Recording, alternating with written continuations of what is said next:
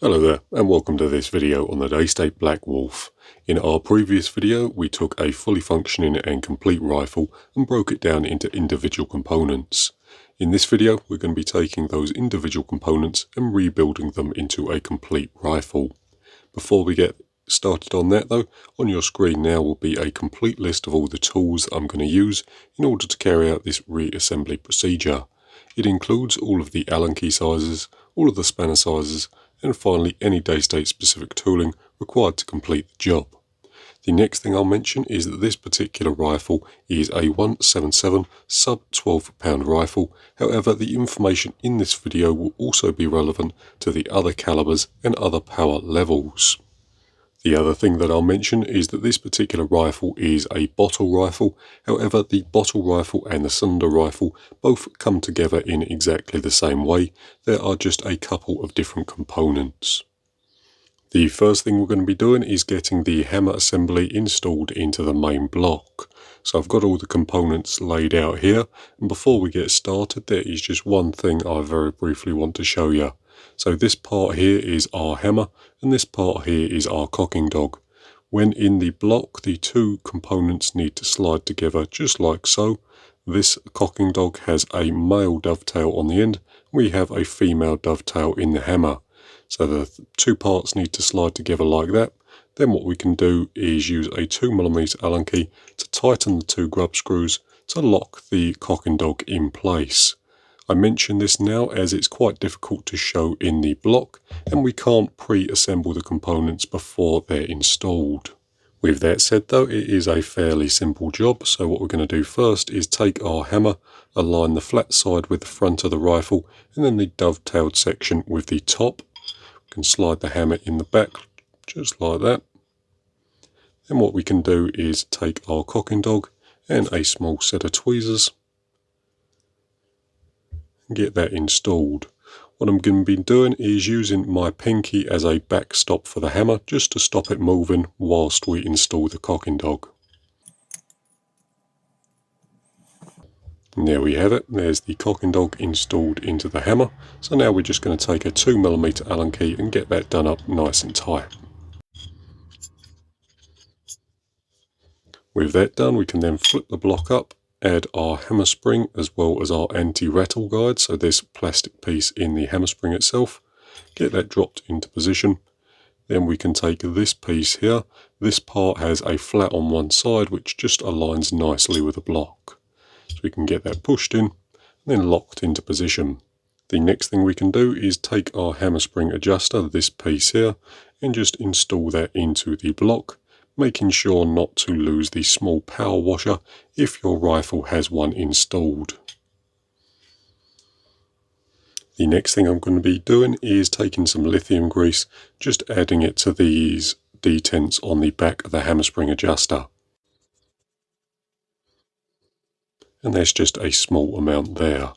What we can do then is cap the hammer spring adjuster off with this piece here, lining up the holes, then dropping it into position. What we can do then is get this screw tightened up with a 3mm Allen key. And then as this is a sub 12 pound rifle, it does have an anti-tamper bolt in the back that we're going to be getting done up by hand. Then I can bring over the 3-pin tool and get that done up nice and tightly.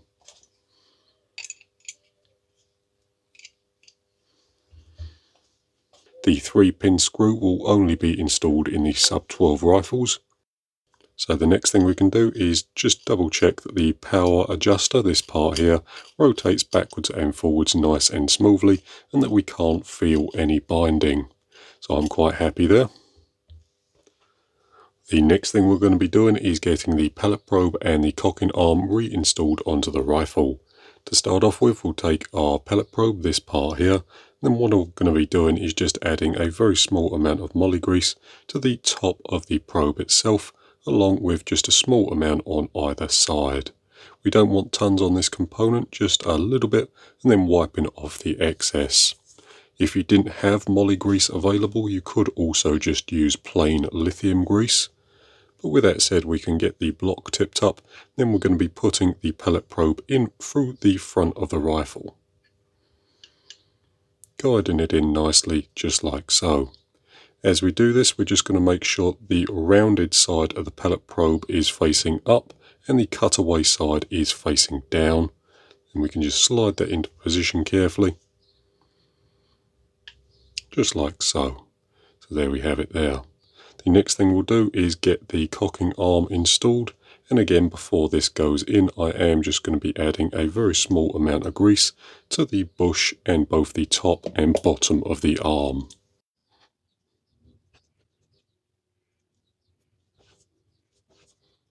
With that done, we can get the cocking arm installed into the side of the block by lining this hole up with this hole in the back of the block. Then we can take our M4 screw and get that done up. Now we don't need to get this done up mega tight, as if you over tighten it, it can pinch the block very slightly and make it a little stiff to cock. So we're just going to be getting it done up till it touches, then just a little snug more, and that'll be enough. With that said, we have these two pegs on the cocking arm here. Those two pegs need to line up with these two outer holes. So one this side, one this side.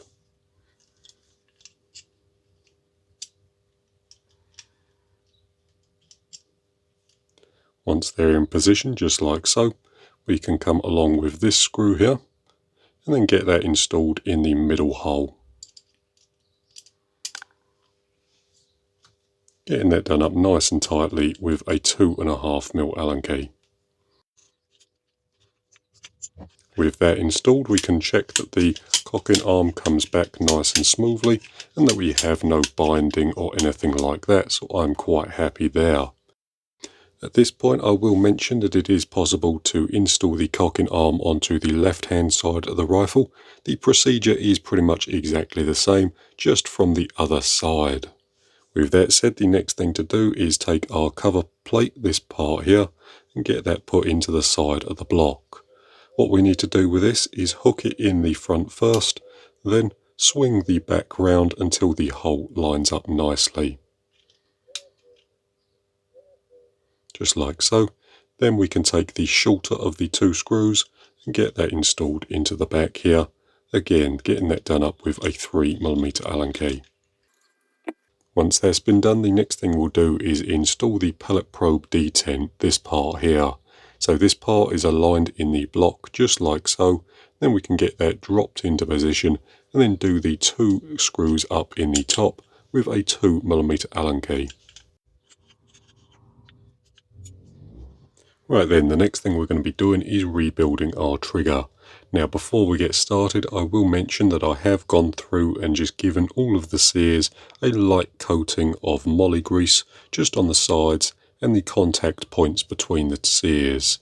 The only thing I will mention is that I kept the hammer mechanism free of any grease, so this sear here, there's no grease on the top surface. With that said, we can get started and we're going to be installing this sear first. And before that goes in, we are going to need to install this small spring here. This spring just gets hooked over this grub screw in the base of the component.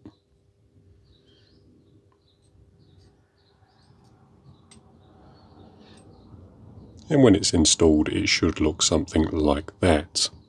The next thing we can do is take our sear, this part here, and add it to the piece. When it's in the correct orientation, it should look something like that.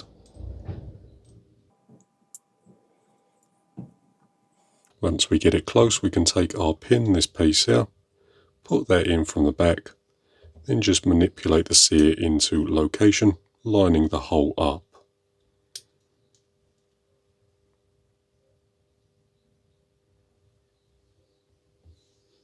The next part we can install is the trigger itself. Before this goes in, we do have a spring along with a small top hat. So there's just a quick look at the top hat. And what that does is just drop into this hole here with the top hat side facing up. So the large face towards the bottom and the small spigot towards the top. Then we can top that off with our trigger return spring, just that one there. Getting that situated so it looks like that. What we need to do with this component is line this hole in the side of the trigger up with this hole in the side of the block, and as that goes in we are going to need to hook it into position just over the sear we've already installed. With that said, we can get it done.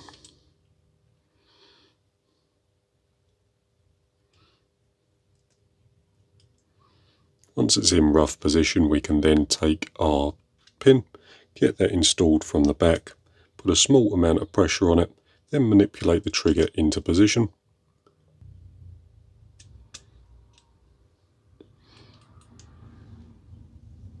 With our trigger in position, the next part we can add is just this part here. So this is our top sear. To begin with, we're going to be taking this nice thin spring here and getting that dropped into this hole in the back of the unit. Pushing that in nicely. Then we can take our sear, align it like so, and then get that dropped over. The spring itself does have a little cup to sit in. So we can put that in position, then lightly press it down until we can install our pin.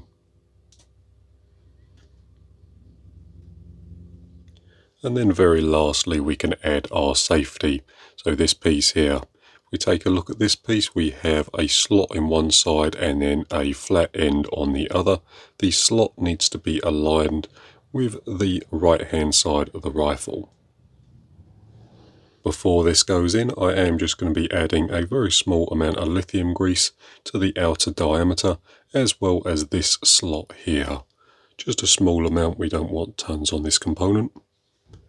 We can then get it dropped into position just like so, with the slot aligned with the top. With that done, we can take our ball bearing, this one here, get that dropped over, and then top that off with our spring.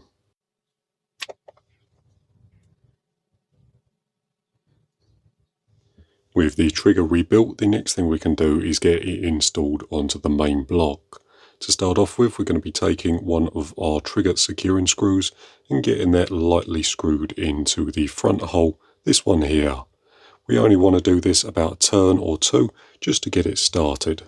With that done, what we can do then is take our trigger cassette, get the front hole hooked into position just like that, then rock it down until it's seated in the body. What we can do then is take our second securing screw, this one here, get that lined up with the back, then get that done up using a 3mm Allen key. As you do that up, just be nice and careful and make sure the trigger cassette doesn't get caught on anything as you tighten the bolts up. With that done, we should be able to cock and fire the rifle. So the rifle cocks and the rifle fires quite nicely. If you can't fire the rifle, just check that it's not on safe. If you take a look at the slot here, the slot being vertical means the rifle is in the fire position. That being horizontal means it's in safe. And then lastly, we can get the trigger guard installed. The first thing we're going to do is make sure the tapered end is aligned with the back of the block. Then we can get that pushed into position and secured nicely with the two longer trigger screws. Getting those done up nice and tightly with a 3mm Allen key.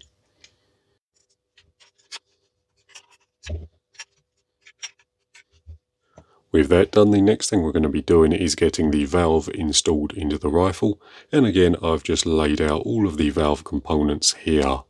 The first thing I'll mention is that I've gone through and changed all of the O-rings off camera just to save us a little bit of time.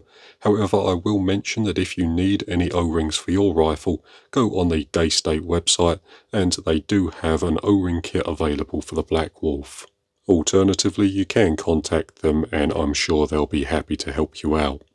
So to start off with, we're going to be taking our valve body, this part here, adding a small amount of silicone grease to the outside O-ring, then getting it aligned just like so.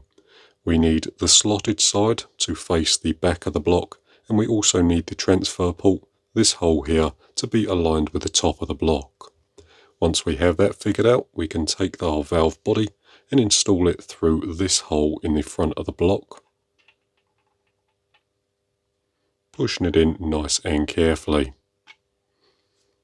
With that pushed into rough position, we can take a plastic O-ring pick or something similar and then just push it all the way home. What we need to do then is cock the rifle and take a look through the top. If you take a quick look through this hole there, you should be able to see where we have our flat section aligned correctly with the top. We can then take our grub screw, this one here, and get that done up using a 2.5mm Allen key.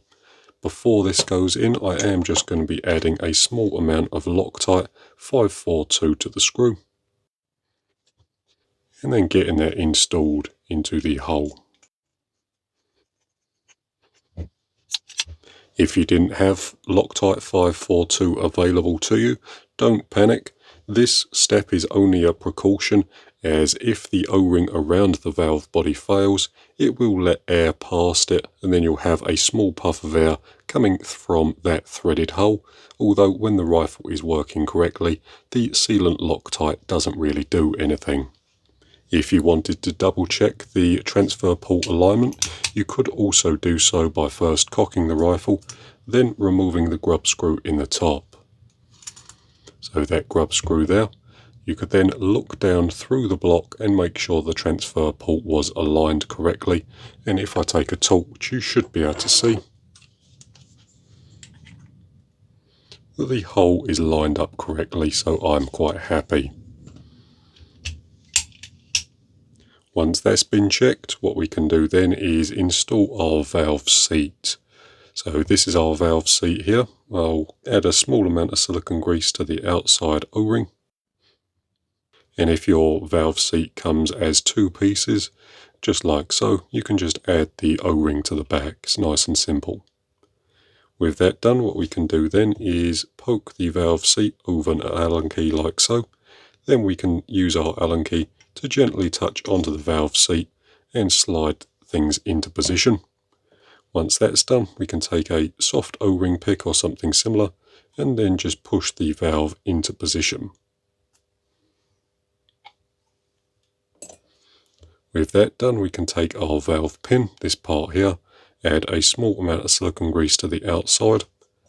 Then, using a set of tweezers, we can get the valve pin dropped through the hole and pushed into position. At this point, I'll mention that the FAC and sub 12 pound valves are slightly different. So the sub 12 pound valve is in two pieces. So we have the valve pin and then the valve backing piece, this part here. However, the FAC valves will be as one unit. For the most part though, the assembly procedure is pretty much identical. The parts just look very slightly different. With that said, the next thing we'll do is take our valve backing piece and just add a small amount of silicone grease to the O-ring.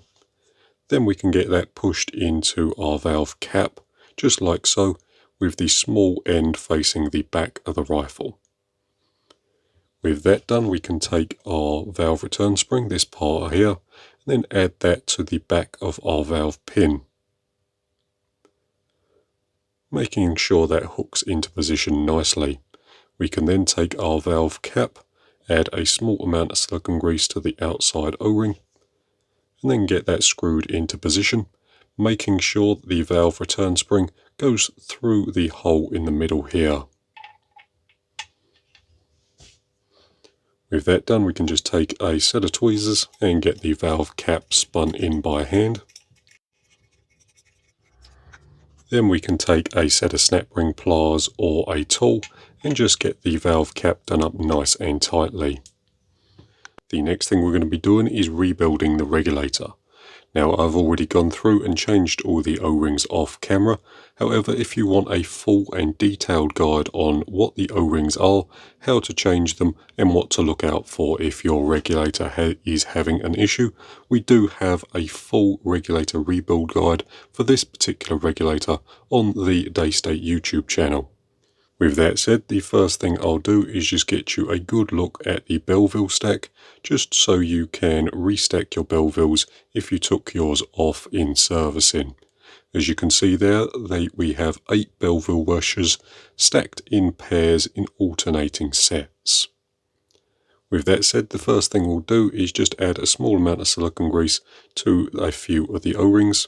starting off with the regulator piston. What I'm going to do then is just add a very small amount to the top of the piston, and that will just aid with assembly. What we're going to do then is take our regulator puck or our valve disc and find the side without a dent in it. So if we look closely, I'm not sure how well the camera will pick it up, but on this side we have a dent. On the other side it's nice and smooth. We're going to make sure the dent side faces the regulator piston and the nice clean side faces up towards the adjuster screw. Once we have that in the correct orientation, we're going to be taking our regulator body, inserting the piston nice and carefully, making sure nothing gets pinched as we install the component. Then we can push it into position. Up next, we can take our regulator adjuster screw, this part here, and then add a small amount of silicone grease to both of the O-rings. Then we can get that installed in the top.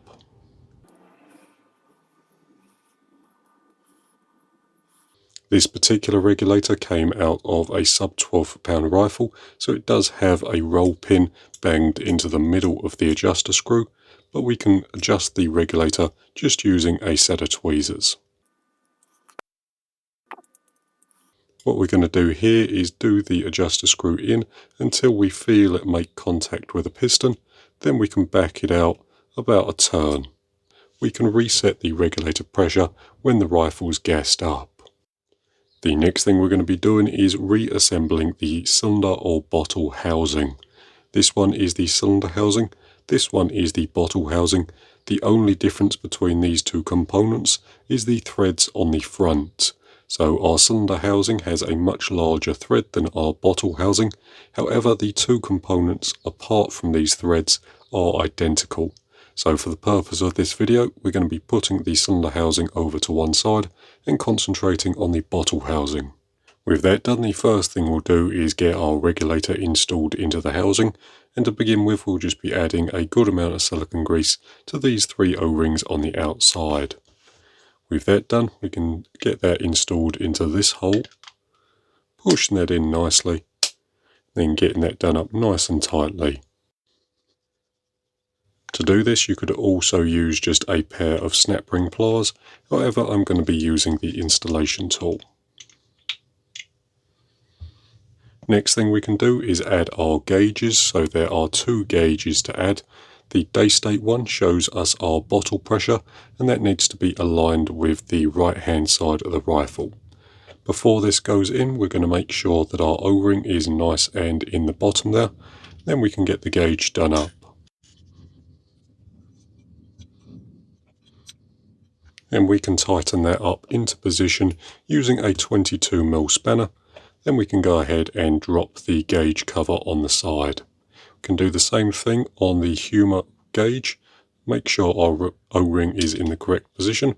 Install our gauge, then get that done up again with a 22mm spanner. The last thing we can add is our one-way Foster fitting valve. To begin with, we'll add a small amount of silicone grease to this O-ring round the one-way valve part. Then we can add the one-way valve to the back of the Foster fitting, making sure the O-ring is aligned with the back of the unit. I've already got the 8th BSP Doughty washer installed onto the bottom, so the next thing we can do is just get that screwed into position. Then done up nice and tight with a 10mm deep socket. The next thing we can do is get our cylinder or bottle housing installed into the main block. Again, the installation procedure for these two components is incredibly similar, however there are one or two differences. So the first thing I'll mention is that the cylinder comes in two pieces. We have the cylinder itself along with the end cap. When installing the end cap into the cylinder, just give these O-rings around the end a good amount of silicone grease, as they do have to travel over a few threads in order to seal on the inside of the cylinder.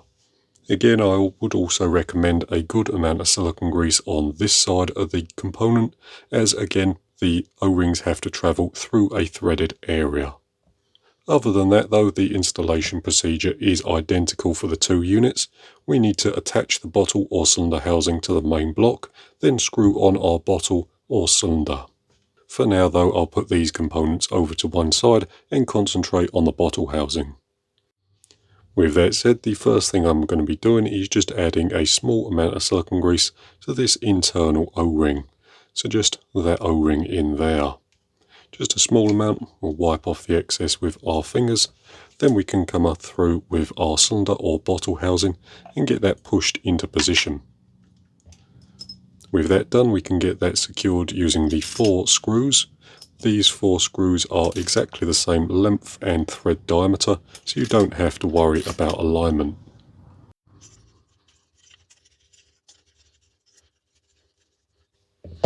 With all the screws touching, we can just take our fingers, feel the gap between the 2 blocks and just make sure it's even on either side.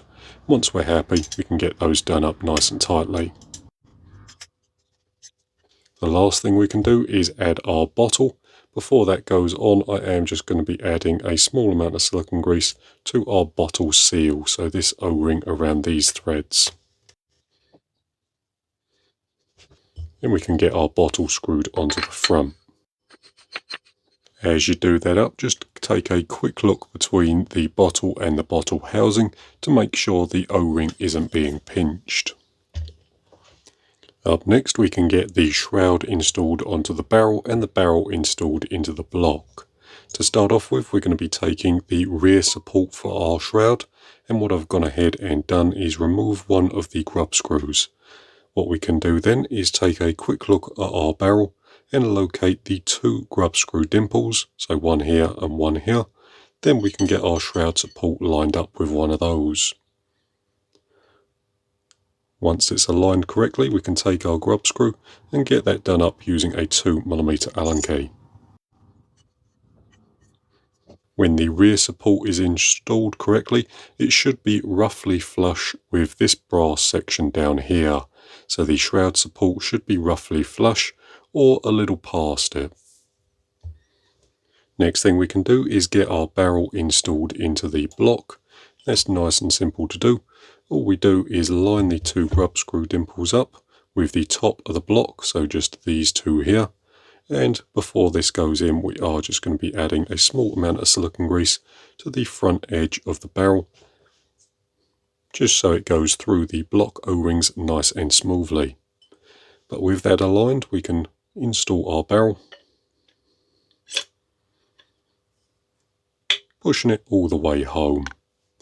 If you wanted to double check the alignment of the barrel, you could also just remove one of the grub screws, check in through the top of the block, make sure everything was lined up exactly as it should, and then do the grub screw up nice and tightly.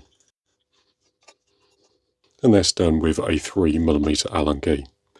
There we have our barrel. The next thing we're going to check is that we have a small gap between the shroud support and the block itself. So hopefully the camera will pick that up there, but we do have a small gap between those 2 components. The next thing we can do is get our front shroud support installed, and to begin with, we're just going to be screwing this over the barrel. Then we can come in with a nice thin 16mm spanner and get that done up nice and tightly. Once that's been done, we can take our carbon fibre shroud and then get that slid over the barrel and then tightened up onto the rear shroud support. And there we have it. There's the shroud and barrel installed onto the rifle. With that all said and done, the next step would be to gas the rifle back up again and make sure that there was no leaks or anything like that with the rifle. What you could do then is readjust the regulator to set it back to what it was before you degas the rifle. Once you'd done that, you'd need to reinstall the action into the stock.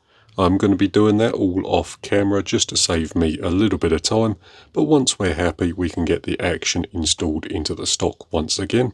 To do that, all we do is slide the action into position, just like so. Then we can install the stock bolt from the bottom. getting that done up nice and tightly with a 5mm Allen key. With that done, the last thing to do is add our safety as well as the dust cap for the filler port. To install these safeties, what we have here, as this is an older rifle, is a short lever on the right hand side and then a long lever on the left hand side, although newer rifles are fitted with just a plug on one side. However, the safety lever can be installed on either, whatever your preference is. To begin with, we'll be taking a look at the back of the safety and just aligning the slot in the back with the slot in the side of the rifle. My slot is pointing vertical, so that's how I'm going to align my safety. The other thing I'll mention is that the safety is made up of 3 components.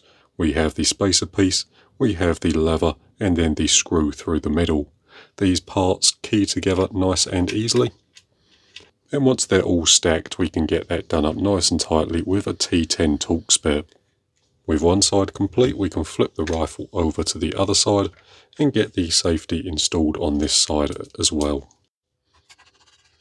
With that done, the final thing to do is make sure that the safety goes back and forwards nicely, which it does. And there we have it. There's the rifle fully rebuilt. With that all said and done, that's pretty much going to do it for this particular video. So thank you very much for watching. I hope it's been interesting or useful, and I'll see you in the next one.